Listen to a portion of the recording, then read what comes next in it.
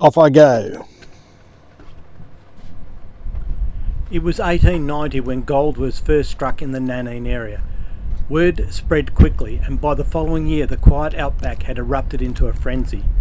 Prospectors poured in, driven by the promise of fortune, and by August 1891 they had already pulled more than 1,700 ounces of gold from the red earth.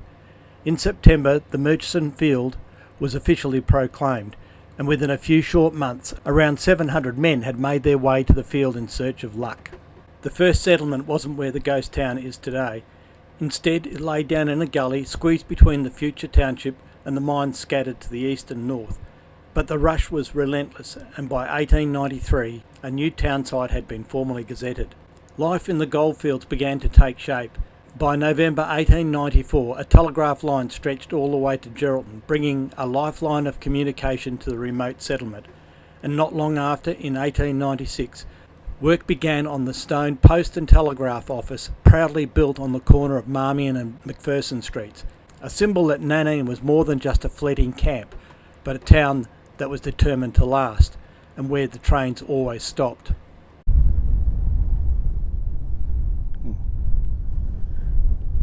Well, we had a bit of a change of plans. After Big Bell, instead of heading back south again, we came north to Meekatharra, and we've stopped at the old town site of Nannine. There's a big mine there, and that overburden pile is now covering about half of the old town, including where the old post office was. Here is a fantastic photo of the old post office taken in 1944, and another one taken in 1976, which shows just the two right-hand windows.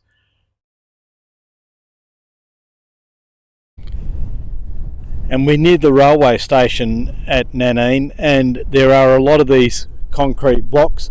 This one's got a few relics people have found around it.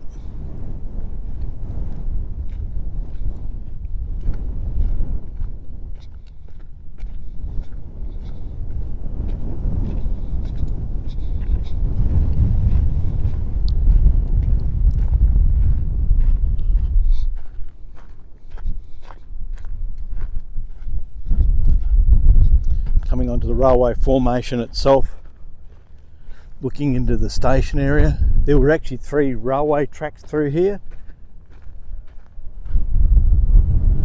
and you can see the old station platform over there, and I think this side here was also an area where the trains could stop and pull up.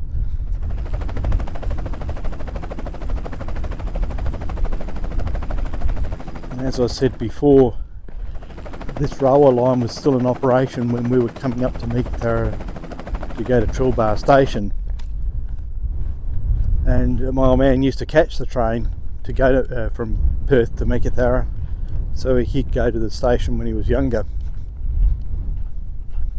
Where that pepper tree is over there, we've got a photo going back into the late 60s, early 70s with our Valiant, or Mum and Dad's Valiant, parked there just in front of that tree, and near it was an old railway shed.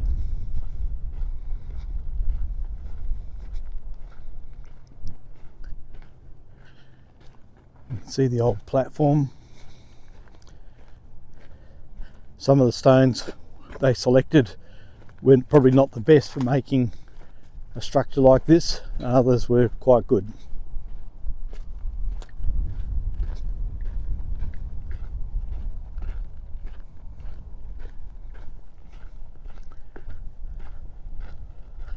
And it's really interesting to see that,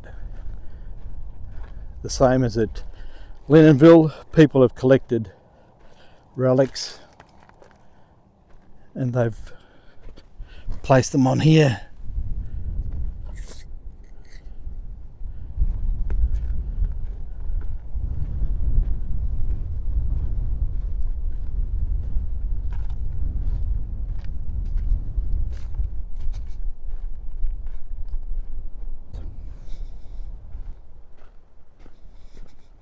Now there is a good photo showing a loco on one of the 3 tracks here, and it was flat around the area where the loco was, so I'm thinking that it's sort of this area here, because behind me it was raised on both sides.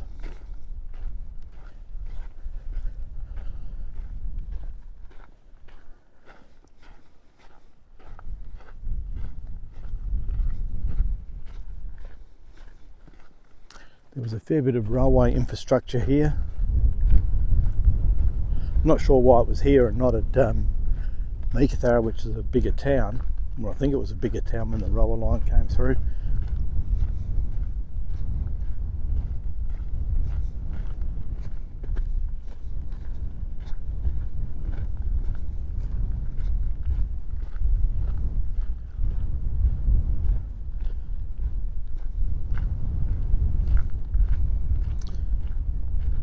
A few more concrete remnants.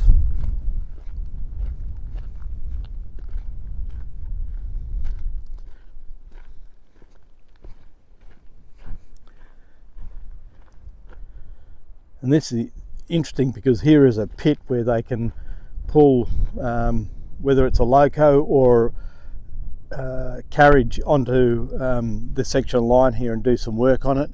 There's another section of track there. This building had another room in it, whether that was an office or a storeroom, who can tell these days. I think my original guess on site about which way the train was facing was wrong. I believe now, looking at this photo, while I'm sitting in front of a computer screen, it's actually facing towards Perth, and the hill at the background is where the mine was originally. That hill has been replaced with overburden from a current mine. In the foreground, or just behind the tender of the loco, is a shed, and I believe that this shed is most likely to be the shed where the pit is.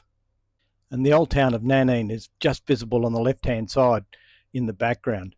And towards the rear of the train, you can just see the platform. On the eastern side of the track are the concrete remains of buildings.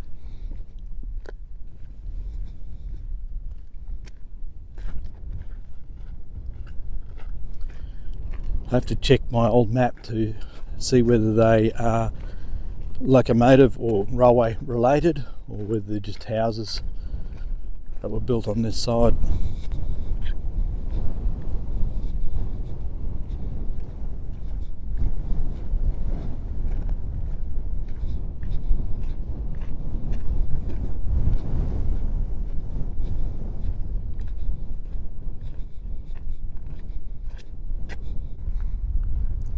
Back on the main line again, and to get anything onto those inspection pits, they would have had to have something to turn the carriage or the loco around just there.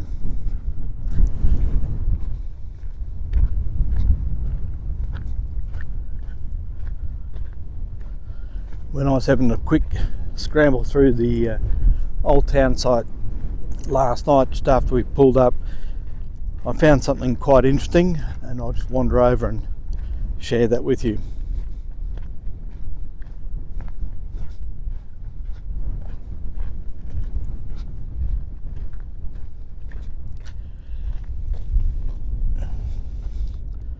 Wasn't this, but this looks like it's an old horn. I wonder if I put 12 volts on whether it'd still work.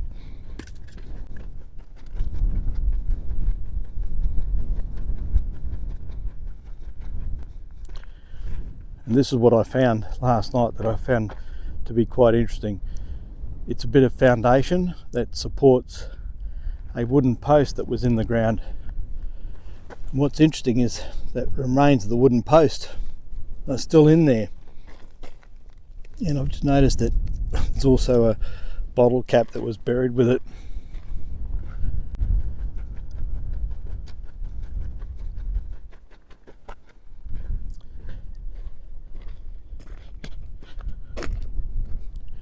But that, I think, came from this building, which has a number of this type of structure for holding the supports of the veranda up.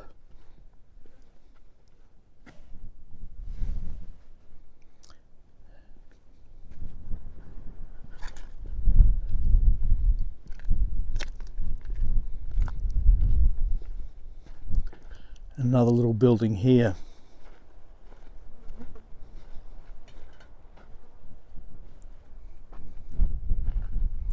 There's a few concrete remains around here. Anyway, we'll get up on the old roller line because there's some other stuff we'll have a look at.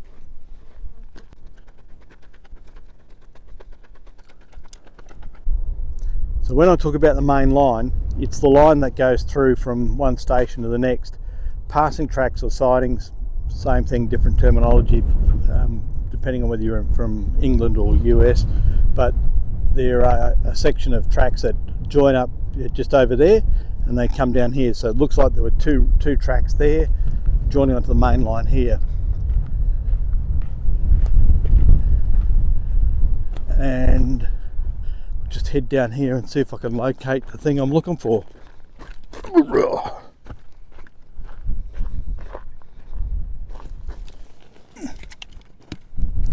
This looks like a place where they may have used clinker as the ballast or the formation.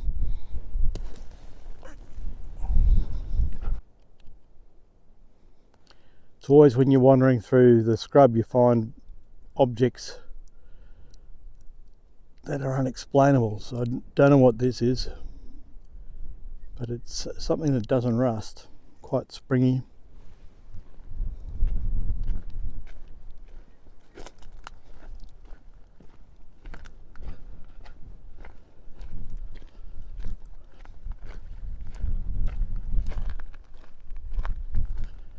Another bit of water trough here, definitely some works here.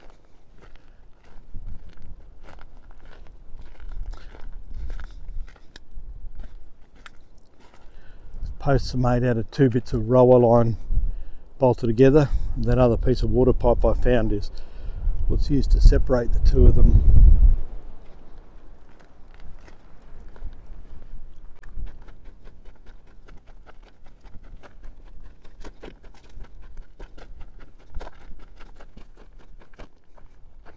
Here's another water trough, and it looks like it's still in the place where it was originally put because it's supported by rocks.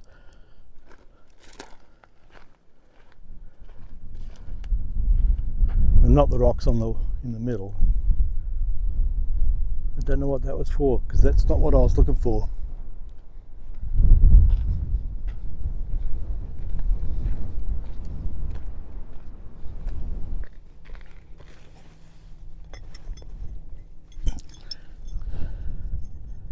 There was definitely something here at one stage because there's a lot of these large rectangular nails on the ground here.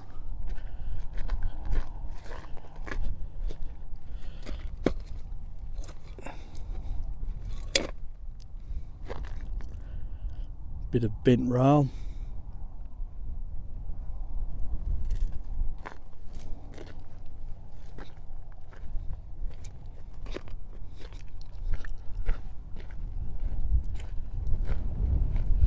And we have another rail post here, but it's not bolted together like the other one was. A couple of links of chain. And if I thought that other 6-inch nail was big, here's like one that's about 8 inches.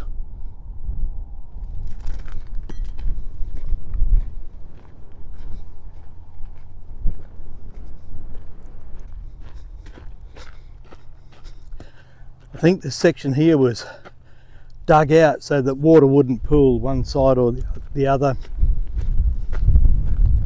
And there is a natural creek through here somewhere.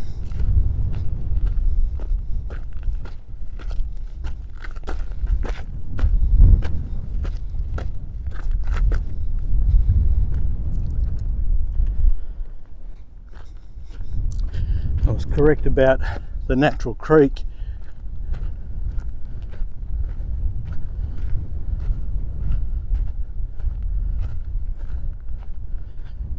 This is an old bridge that they built for the railway line.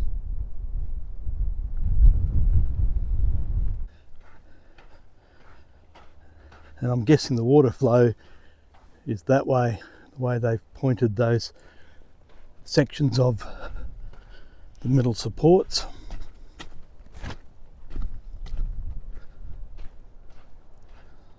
Can't see anything that indicates a date.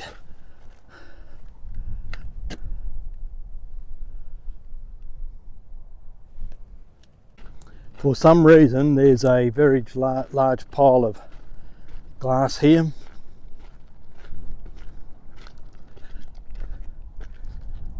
From the railway line it looked almost like it was in a circle.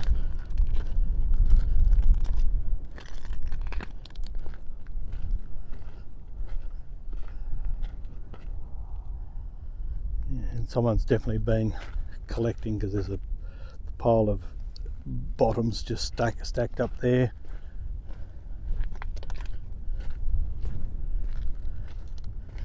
And some more recent scratchings just here.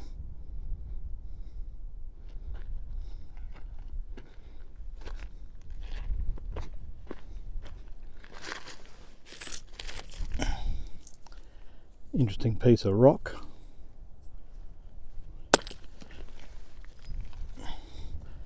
That's also interesting because I think it's part of a coupling for one of the wagons. It's a pin that goes in to secure the coupling itself.